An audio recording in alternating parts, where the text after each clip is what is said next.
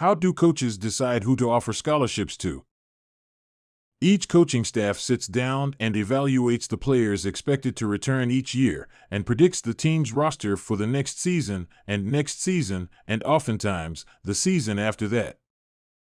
They evaluate, position by position, what their major needs will be for each class. For example, are 3 offensive linemen graduating next year? Are we losing 1 quarterback, 3 safeties, 2 linebackers? Are 2 defensive linemen expected to turn pro and leave school a year early?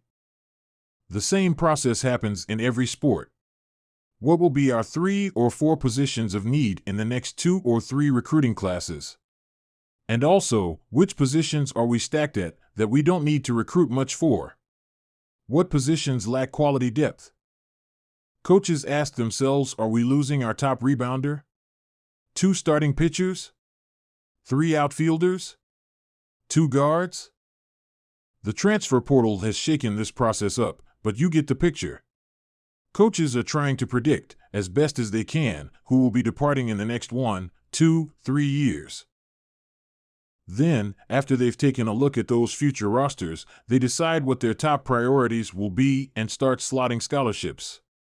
The staff estimates exactly how many scholarships they will have available in the upcoming seasons, year by year, and then they start setting aside scholarships for each position and make recruiting and offer decisions from there.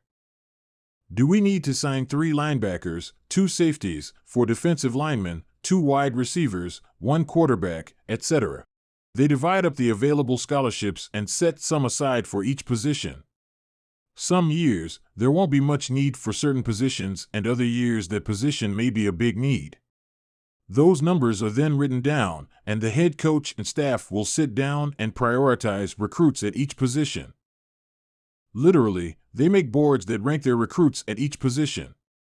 Their top 10 wide receivers for the next class, their top 10 defensive linemen. They're ranked from top to bottom, and coaches start working down that list. The highest ranked players at each position get the offers and the most attention. As those players begin committing to other schools, the coaches continue down their lists and start offering the next players who are highly rated for their needs. Schools have large databases of players, and each player is ranked in their system.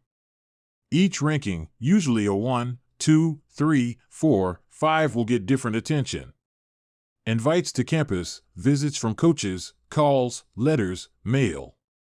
How active they are with your parents and coaches and mentors is all based on where you rank on their lists. Each assistant coach has a top list of players that they are actively recruiting. Depending on what time of year it is and where they are in the recruiting cycle, this is the list of prospects that they will regularly call, visit, do research on, and try to get to campus for unofficial or official visits. Actively recruiting is the key phrase, and this group includes players who have already committed to their school, players who have already been offered or are being considered for an upcoming offer. Beyond this group, there is often a B list of players, usually ranked at 2. These are prospects which could potentially be backup offers if the first, second, third, fourth choices don't work out. These prospects usually receive mail, emails, some invites to campus, and some visits at school. The 3s may receive some mail or other attention, and usually 4s and 5s may not receive much or any attention from the staff, but they are kept in the database, as they may make big improvements, have growth spurts, or decommit from other schools. It's important to understand that these rankings change daily. Players are added and subtracted all the time. You can be added or dropped at any time, for several reasons, so continue to work hard, build your leadership skills, maintain great grades, and keep getting your name out there to coaches. We go more in depth with this in another video called How Coaches Build Their Watch Lists. Be sure to check it out.